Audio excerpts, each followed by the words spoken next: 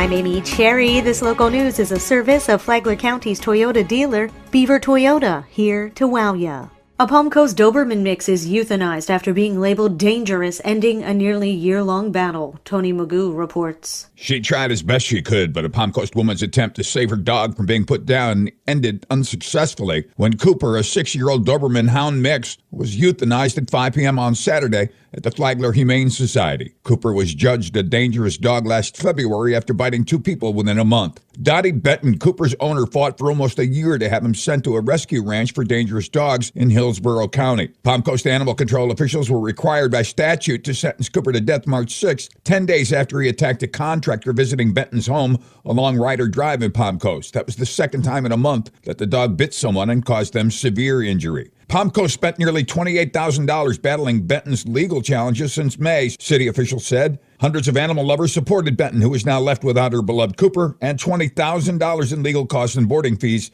at the Humane Society. Saturday, she brought him homemade chicken and lots of love. For Flagler's Morning News, I'm Tony Magoo. This portion of Flagler's Morning News brought to you by the Daytona Beach International Airport. Save time, money, and stress. The Daytona Beach International Airport. Delta Airlines nonstop to Atlanta. And starting in May, nonstop flights to New York City via American Airlines. So who runs Flagler County now on a day-to-day basis? Now that Craig Coffey's no longer the county administrator, who's running things? Commissioner Charlie Erickson said this morning's meeting is a precursor to finding that out. I think all we're looking to do is put our heads together and figure out how we're going to get through covering the duties that Greg had during his period of time. Coffey's last day was last Friday after commissioners accepted his resignation. Erickson said that he has not heard of anybody who might be a candidate for an interim county administrator, as Sally Sherman is leaving at the end of the month. WNZF will carry the Commissioners' Workshop live as they discuss how to handle day-to-day things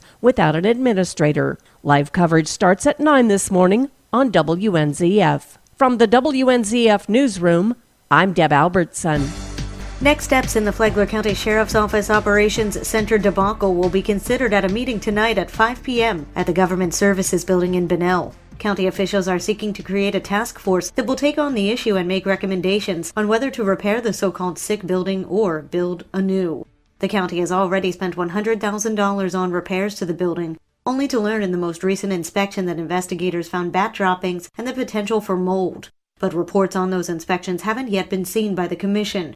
Chairman Donald O'Brien wants to hold off on any decision-making until he sees them, but Commissioner David Sullivan is against putting one more penny into the ailing building. He wants to see it demolished. The proposed task force will include high-ranking members of the Sheriff's Office, a union official, and engineering and medical experts. A commissioner will serve as the liaison to the task force. The Sheriff's Office Operations Center has been vacant since June after dozens of employees filed workers' comp claims, saying the environment made them sick. They've all been moved to the Kim Hammond Justice Center or the jail's administrative building, creating a bit of chaos and decentralized communication for sheriff's operations.